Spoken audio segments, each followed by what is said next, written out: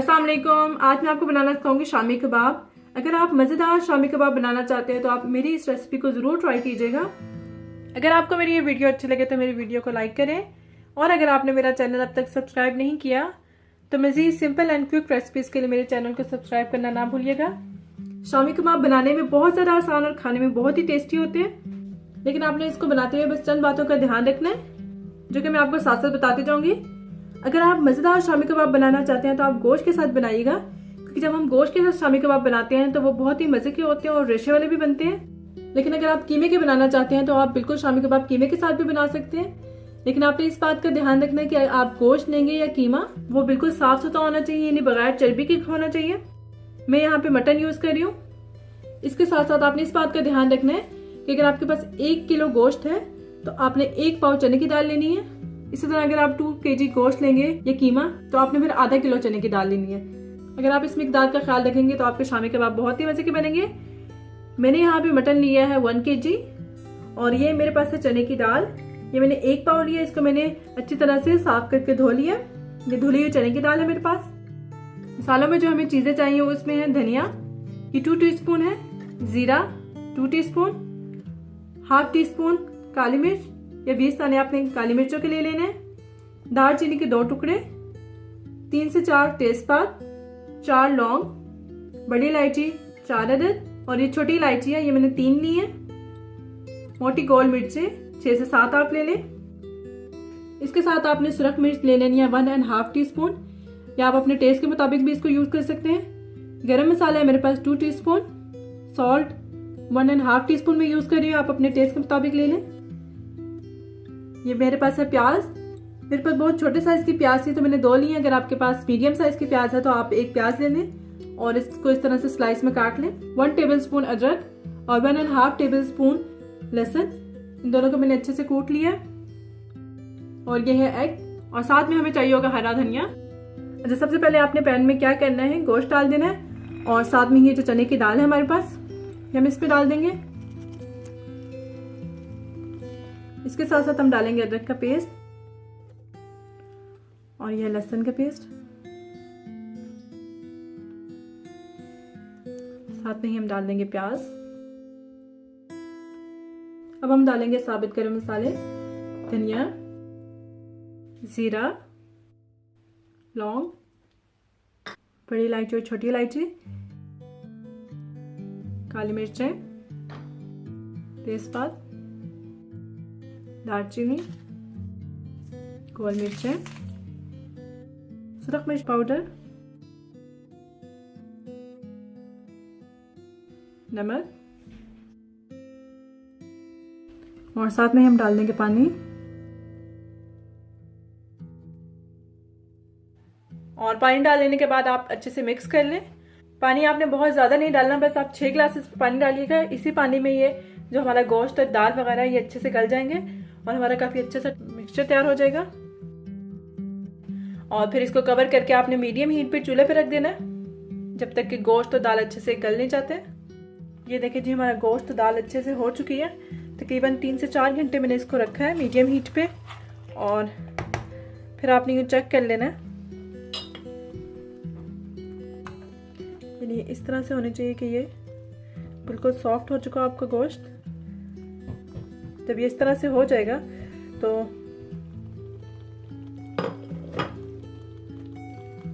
इस स्टेज पे आपने नमक वगैरह चेक कर लेना। नमक में कुछ भी आपको कम लगे तो आप और ऐड कर लें। और फिर ये जो हमें गरम मसाला था ये डाल देंगे, और फिर जो थोड़ा थोड़ा पानी नज़र आ रहा है इसको बिल्कुल आपने ड्राई कर देना।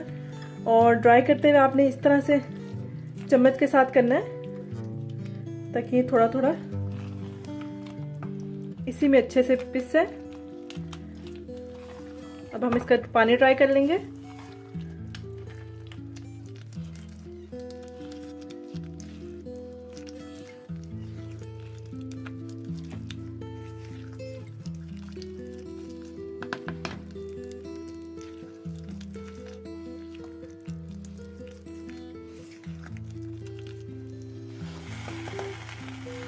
ये देखिए, इसका सारा पानी जो है वो बिल्कुल ड्राई हो चुका है।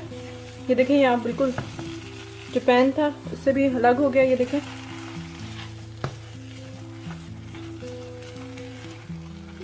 अब हम क्या करेंगे, इस गरम गरम को हम थोड़ा सा कूट लेंगे। वैसे तो इसको कूटने की ज़रूरत नहीं है क्योंकि ये देखिए ये जो हमने गोश्त डाला था उसके रेशे रेशे हो चुके हैं, लेकिन फिर भी हम थोड़ा सा कूट लेंगे ताकि अगर ज़रा सी भी कसर रह गया तो वो भी निकल जाए। अभी हम इसमें डालेंगे और गरम गरम इसको कूटेंगे। गरम गरम जब हम इसको कूटेंगे तो कूटने में ज़्यादा आसानी होगी।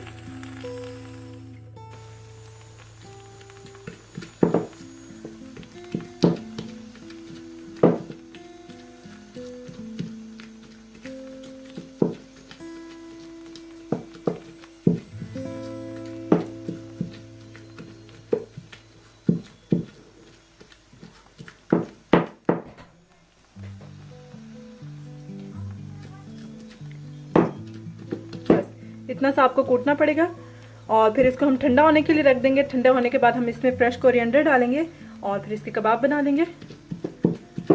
बस इस तरह से आपने कूट लेना है। इतना सॉफ्ट हो गया कि इसमें आपको कोई ज़्यादा मेहनत नहीं करनी पड़ेगी।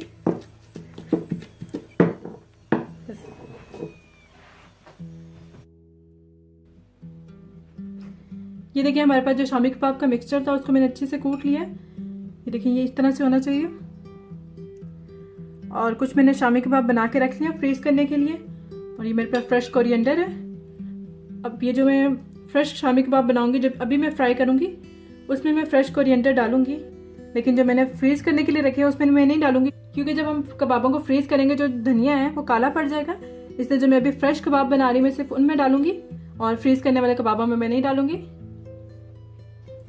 अच्छा जी, यहाँ पे आपको एक और बात बतानी है कि जब आप इस मिक्सचर को कूटेंगे तो ये जो सारे साबुत मसाले थे ये आपने कूटते हुए निकाल लेनी है, क्योंकि जब आप इनको कूटेंगे तो ये अच्छे से इसमें मिक्स नहीं होंगी और फिर जब आप कबाब बनाएंगे तो ये आपके मुंह में आएगा तो आपको अच्छा नहीं लगेगा। इसलिए आपने ये सारी चीज़ें निकाल लेनी है। ये लौंग, काली मिर्च वगैरह ये मैंने इस तरह से निकाल ली है। और अब हम इसके कबाब बना लेते हैं। और ये जो हमारा मिक्सचर है इसको अच्छे से पहले मिक्स कर लें।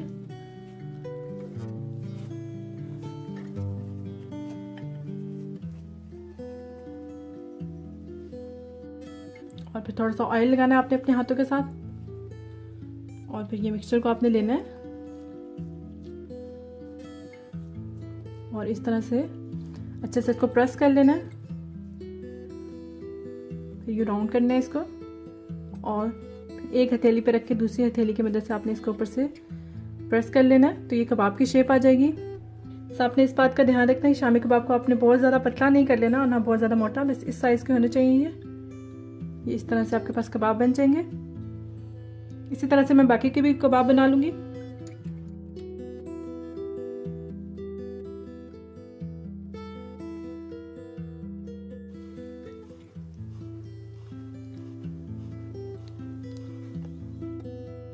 लीजिए सारे शामी कबाब मैंने बना लिए हैं। अब हम इनको फ्राई कर लेते हैं। यहाँ पे मैंने ऑयल गर्म होने के लिए रख दिया और ये जो हमने अंडा लिया था इसको मैंने फेंट लिया। अब हम एक एक कबाब लेंगे और पहले ही अंडे में डिप करेंगे और फिर गरम ऑयल में डालते जाएंगे।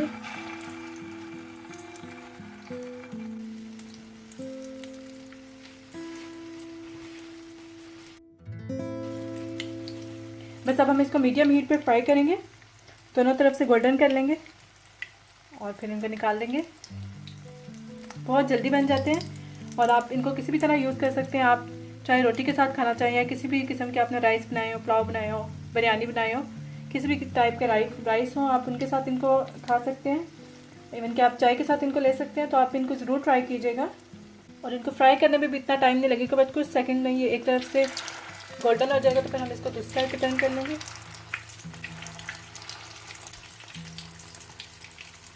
देखिए कबाब बिल्कुल फ्राई हो चुके हैं इस तरफ से भी। अब हम इनको निकाल लेते हैं और बाकी के जो कबाब हैं उनको भी मैं फ्राई कर लेती हूँ और फिर मैं आपको इसको सर्व करके दिखाती हूँ।